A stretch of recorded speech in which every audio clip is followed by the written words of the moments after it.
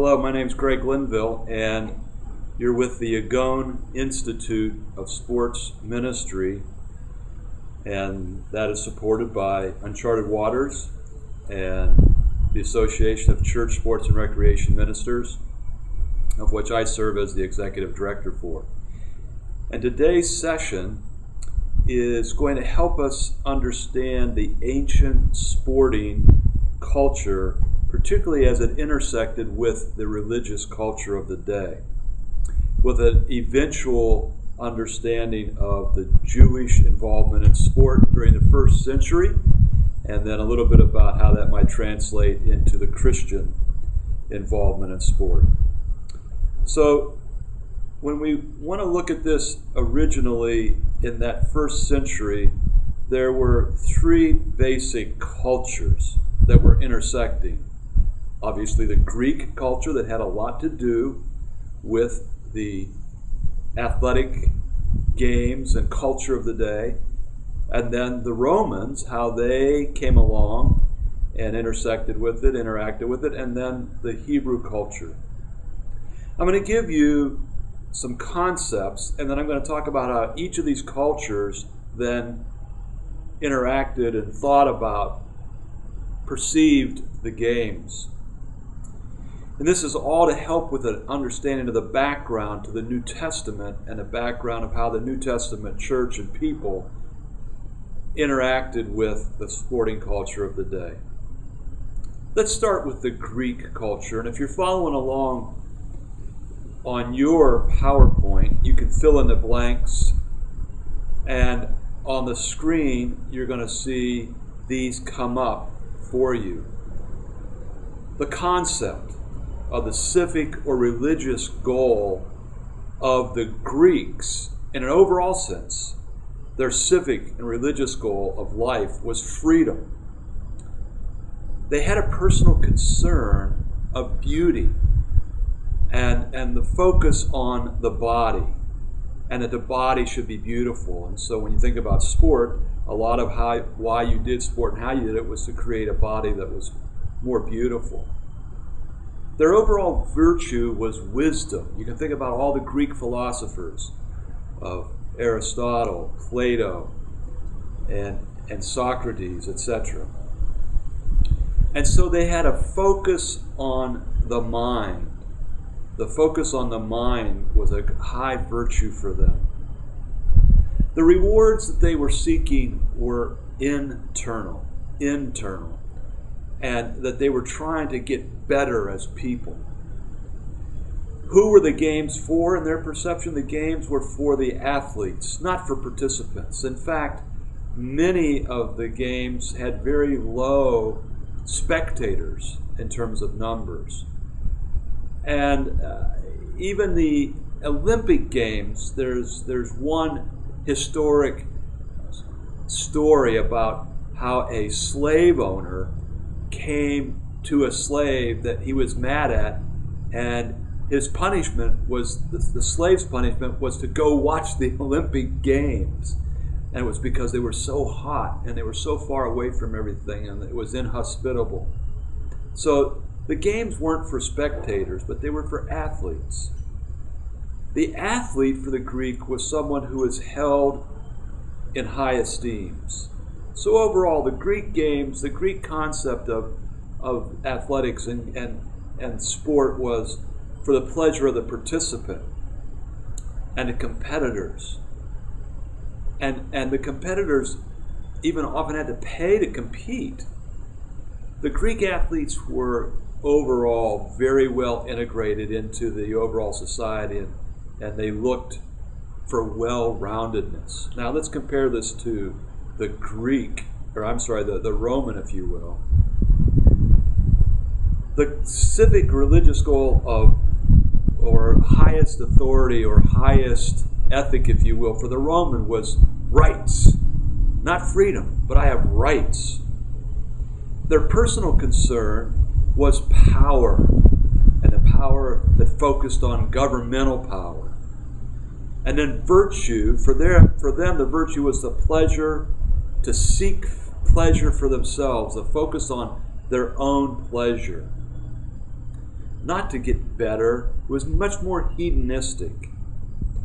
Rewards were external. What can I get as a result of this? So if my participation in the games, what would it mean for me to get better would be, what can I get out of this?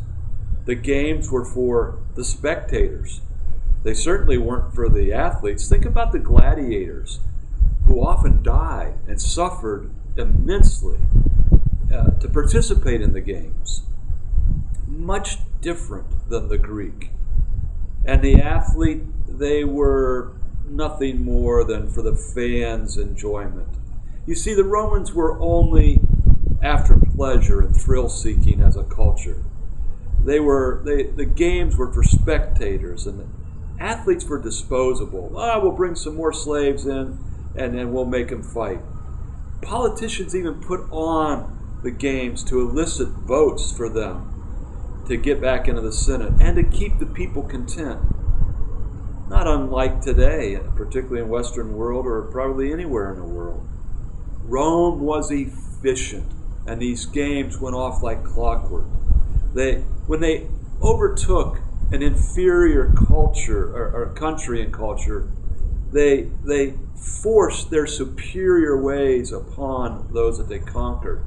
But when they overtook a superior culture, or a culture that had a particular aspect that was superior to theirs, they allowed those superiorities of those cultures to stand and be part of their culture. They integrated the superior cultures into their own. Thus, the Greek games survived to some degree because the Romans recognized that the Greeks had some great things. But some things, like the athletics, the Romans said, you know what? These games could be improved. Who wants to watch a bunch of naked men run around a circle or throw some spears or something? And so they said that they were going to improve them. I believe that they probably made them more decadent and brutal, gladiatorial sacrifices. But you see, this is what thrilled the crowds. So they did synthesize the games, but they transformed them into something much more decadent. So you have these two that agree that the games and athletics were important, but they pursued them in a different kind of way. Well, then let's add the Jewish into this. And when you look at the Jewish perspective, you're going to see something much different. In terms of their goal, it wasn't freedom in terms of their civic or religious goals. It wasn't freedom like the Greeks or getting rights for the individuals like the Romans, but rather it was righteousness. What did it mean to be righteous in front of God?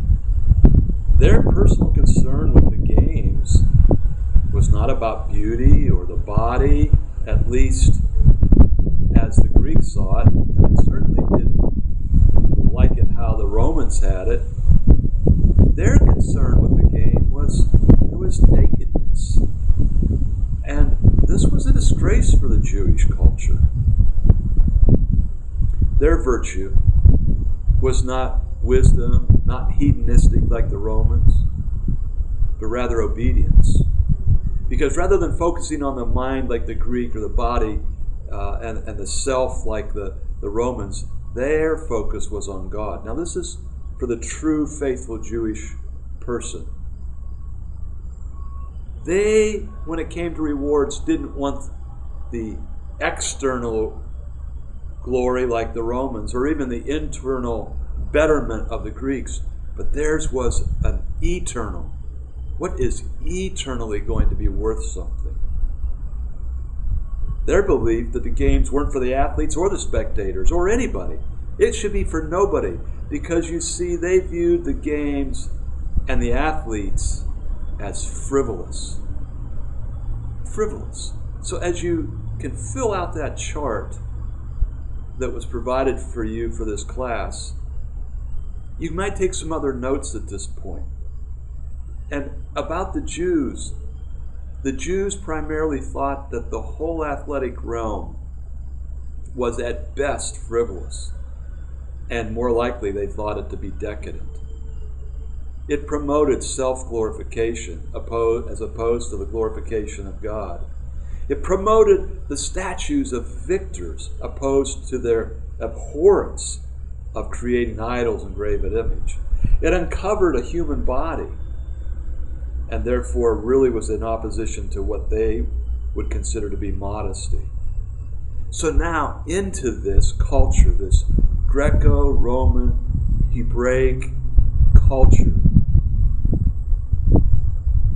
bring Paul, the Apostle Paul, who seemed to embody all three of these.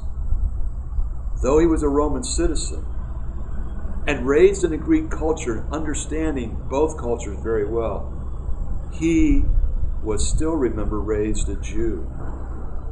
And he could clearly comprehend the problems of the Roman approach, the obliteration of life, the deifications of athletes and emperors, sacrificing of, well, in his day, Christians in the sports arenas, in the Colosseum, in the Circus Maximus. It's more than likely that Paul would have had to fight a wild beast. Did he have to? Well, he was a Roman citizen and they didn't have to.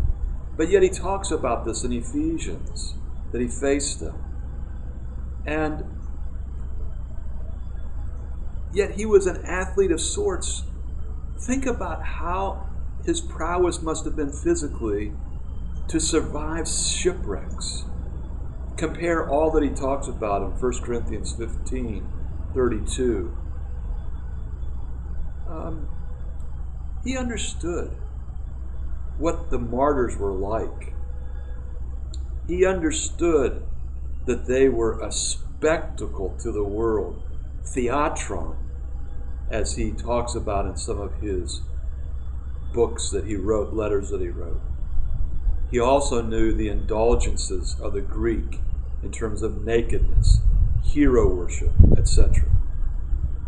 But he had a first-hand knowledge of how the athletics were in and of themselves.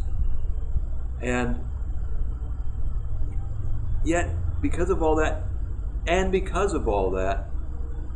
he didn't think that athletics in and of themselves were negative. You see, he was able to see that athletics were in many ways amoral. They weren't immoral, they weren't moral automatically. But they were amoral, and what was moral was the people that participated in them. And he saw the potential for redeemed athletics. And this is why he always writes, and remember, he was inspired by God, the Holy Spirit, to write what he wrote.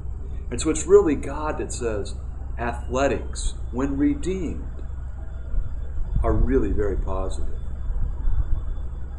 So now you have a concept of how these three cultures, the Hebraic, the Greek, the Roman, all fit in to what then became a Christian perspective that was summarized, maximized, and utilized by the Apostle Paul. All right, so fill in your blanks, take your notes for this course.